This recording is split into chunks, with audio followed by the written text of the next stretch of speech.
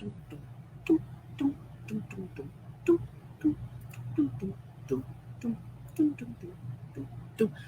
kia ora, Helen Brahms here, coming live from Sun City in Arizona. Hope you're all having a super fantastic, sparkling start to the day. It is Magic Monday. Yes, it is that first day of the week. But if you look in the description, there is an acronym that I found today for Mondays. It is mindset, opportunity, nourishment, doable steps, authenticity, and yay. So when you think about those things, it's sort of like, it really is all about the mindset. And if you go and check Facebook, my story, there was this quote I stumbled across this quote this morning.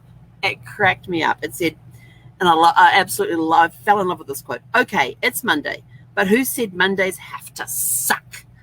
Be a rebel and have a great day anyway. And I'm like, it needs just a couple of more words in there to be, be a rebel and have a super fantastic sparkling day anyway. So yes, Mondays may suck. Don't have to suck. Just be the rebel. I'm like, yes, I'm always the rebel when it comes to that sort of thing. Yes, Mondays do not suck. Mondays are the best days of the week because they are brand new. It is a new week. You set new goals for the week. You got new accomplishments to do this week. So it's going to be so much fun. There's so much opportunity at the beginning of a week. And I am just super stoked to be at the beginning of this week and raring to go. I had a fantastic, relaxing weekend. I got to do some genealogy this weekend, and you all know how much I love my genealogy. And if you don't, you will learn. But yeah, so I got to do the genealogy this weekend. It was amazing. Yes, I still have stumbling blocks with this one tree that I'm working on, but I am going to keep working at it. I'm asking other people, and so it's going to be awesome. And if you remember last week, I told you about how I'm joining this project on those that have ancestors from Cornwall in England, because Cornwall in England is its own little entity there. And I actually I found out about this project through Family Tree DNA. And so I did their DNA, and they've given me my ethnicity and all of that basic information, but there's another set of tests that I'm still waiting on to see about those. And so they have these projects. So I applied to join the project. They asked me how far back do I go with my Cornish ancestry. So I just gave them the list of how far back I've gone to 3rd, 5th, 7th, and 8th generations in different areas within my family. And they came back and said, well, actually, we need you to be a little closer because you've got this 3rd great-grandfather there, but it's not really enough to get you into Cornwall, into the group, because you need a little more. Was his wife Cornish? And I thought, no, his wife wasn't Cornish. She was English. I'm like, crap. And I thought, okay, well, he wants closer. All right, let's get him closer. So on my paternal side, I had two times great-grandfathers. And on my maternal side, which is my mother's side, I had a great-grandfather, a second great-grandfather, and that second great-grandfather was married to my second great-grandmother, who was also from Cornwall. So I gave it all to him. He came back and said, okay, seems like you're about 3/16 of 3/16 Cornish. I thought, okay, that sounds good. He sent me an email last night. It says, yes, you have a mighty 14 internal matches, including some serious core members. You surely have Cornish DNA, all right. So I was sort of like, yay. I knew I had a lot of Cornish in me anyway, just from my ancestry. And but the fact that there is already 14 members in there who are researching the same people that I'm researching, that I'm actually connected to via DNA, is going to be amazing.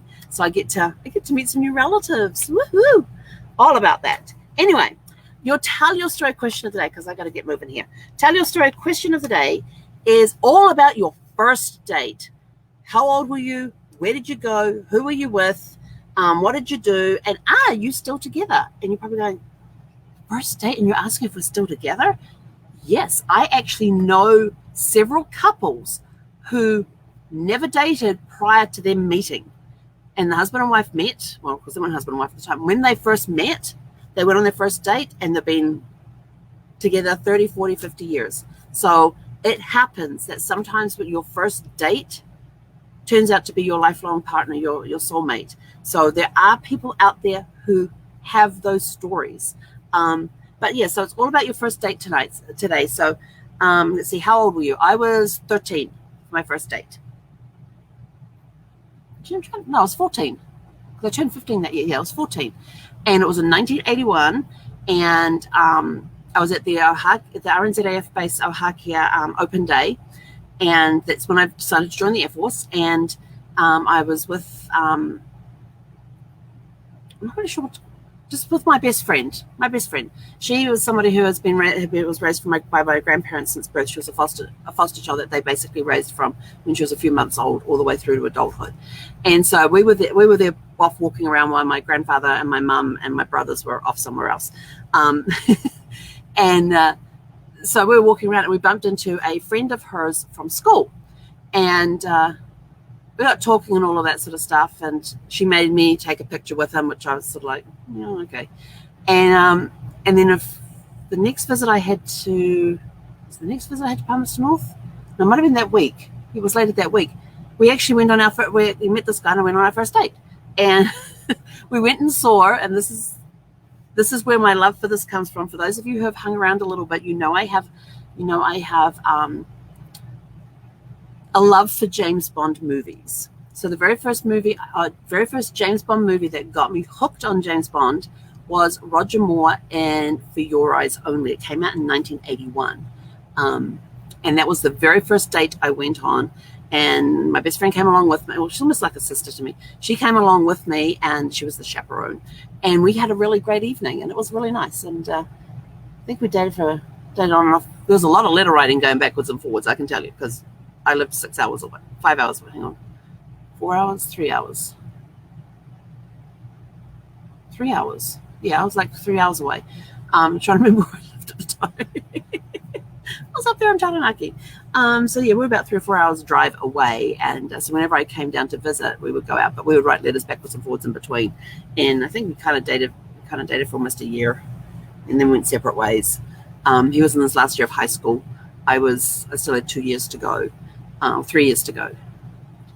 Yeah, I still had 3 years of high school left. So he was 17. He was 17. Yeah, I was 14. He was 17. So yeah, that was my first date. Very first date was to see James Bond. Absolutely fell in love with the James Bond movies after that.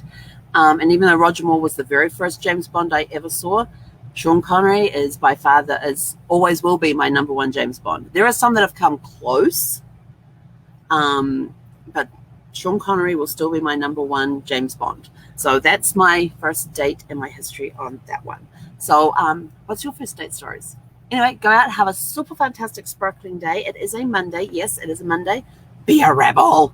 Make it a super fantastic sparkling day.